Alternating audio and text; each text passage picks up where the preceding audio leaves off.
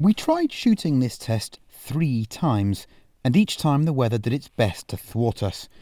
In November it rained too hard for Neil to shoot, and remember, Neil's Welsh, so he's actually allergic to the sun. In December it snowed, which was no good, and we also used an M6 convertible that time, but it was so wobbly compared to the SL that when we were booked for January, I used a coupe. Whereupon, it snowed again. So we drove as far south as possible to find green verges. So this is the M6 and the SL63 with zero continuity, beginning in sunny, beautiful Cornwall. I want you to imagine that the year is 1988 and that I'm wearing shoulder pads and braces and that kind of stuff and carrying a Filofax, and we've decided to get together the fastest BMW 6 Series and the fastest Mercedes SL. Those would have been, according to my memory bank, the M635 CSI and the 500 SL. Together, those two cars would have had a power output of just over 500 horsepower. Fast forward to 2013 and their equivalents, the SL63 and the new M6, have over 1100 horsepower. Sometimes I find it difficult to justify cars like this because they're not sports cars and they're not full-on GT cars. So let's find out what they're actually like to use and whether they're just too powerful and too much for modern motoring. But I suspect they're actually rather good fun.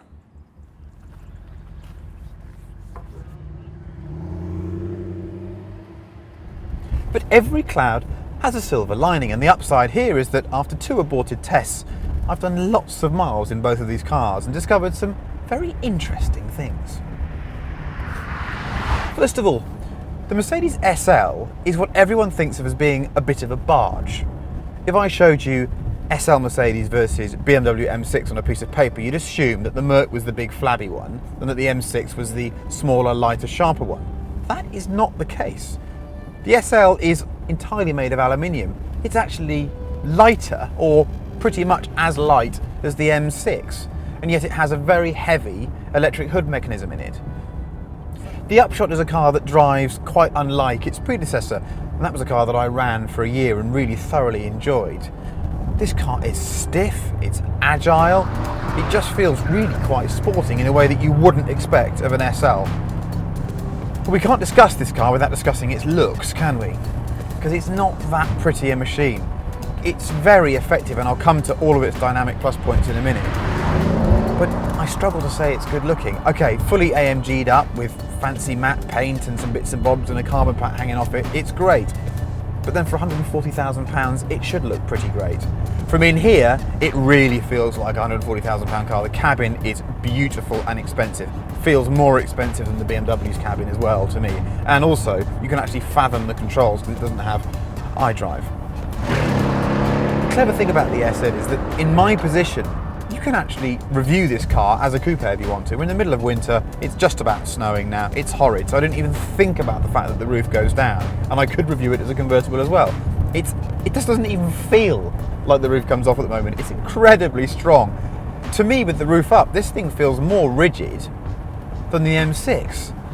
I don't understand why, but maybe that's because it's got this clever aluminium construction.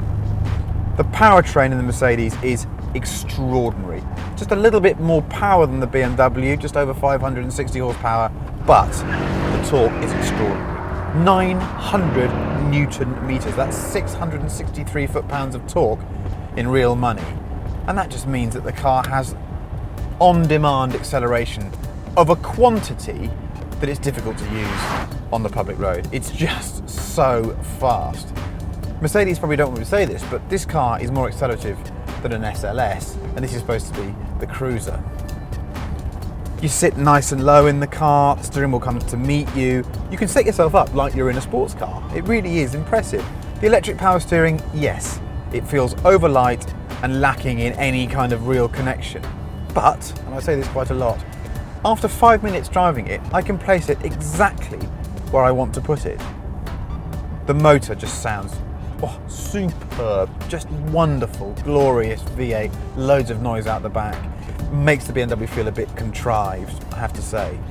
Overall performance, well, Neil and I have been in convoy for the last few days. He's insistent the BMW's quicker, but he's wrong. This is a faster car than an M6.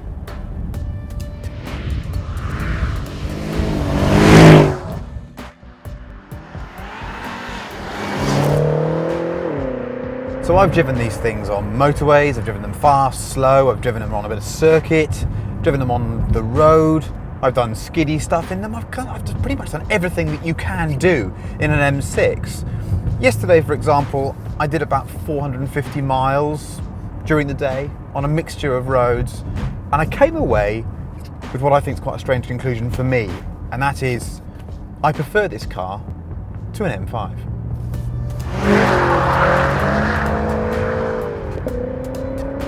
Why do I prefer it to an M5, even though it's got this whopping price premium of the four-door car? I love the way it looks. It kind of has a character all of its own.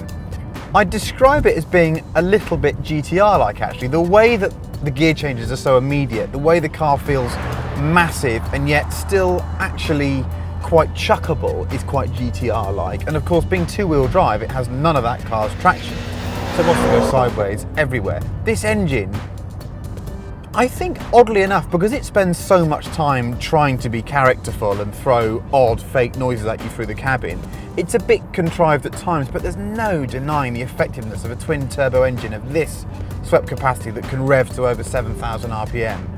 And compared to the Merc, it has got a throttle response advantage. Having those turbos in between the V definitely gives you a throttle response advantage, although I don't really feel it that much on the road because the Merc's got so much extra torque. 560 horsepower in this thing, 502 foot-pounds of torque. Those are monster numbers, monster. But then this thing weighs 1,925 kilograms, so it's a right old lump. But the performance on the road is just majestic. There's torque, so you can just mooch past stuff. This double clutch gearbox is really good in auto mode, but incisive and fast and immediate when you want to change gear yourself. You sit low in the car. It's a classic BMW cabin. Bangle's gone now, so everything's sort of angled towards me. I feel like I'm the centre of the environment in here, and I want to feel that way.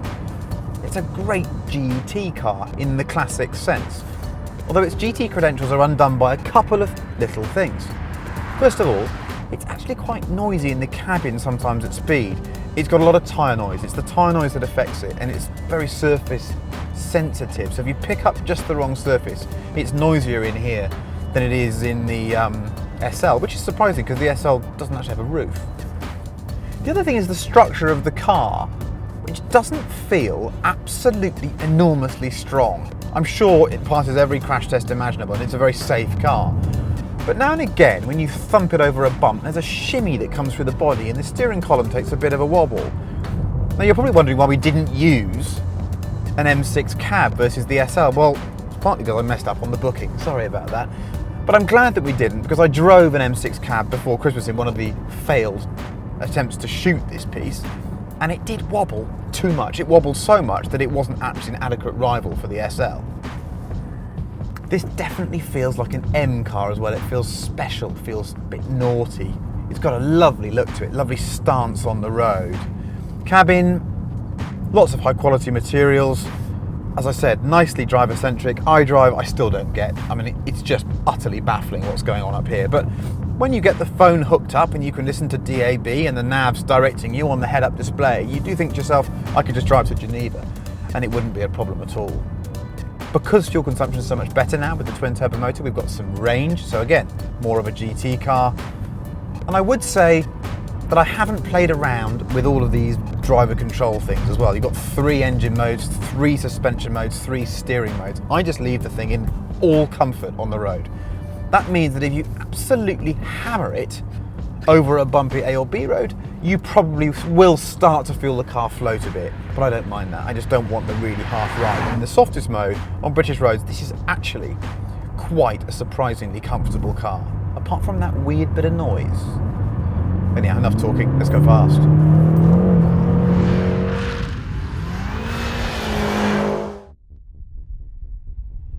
Summer tyres, over 500 horsepower rear-wheel drive and slush bring inevitable consequences.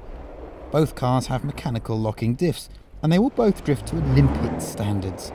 In these conditions, the traction control really never stops working. I reckon you'd do a set of rear brake pads in about a month. The BMW's less severe torque makes it easier to slide, but the SL still runs it very, very close. Fleetwood Mac sang about making loving fun, but these two make drifting fun.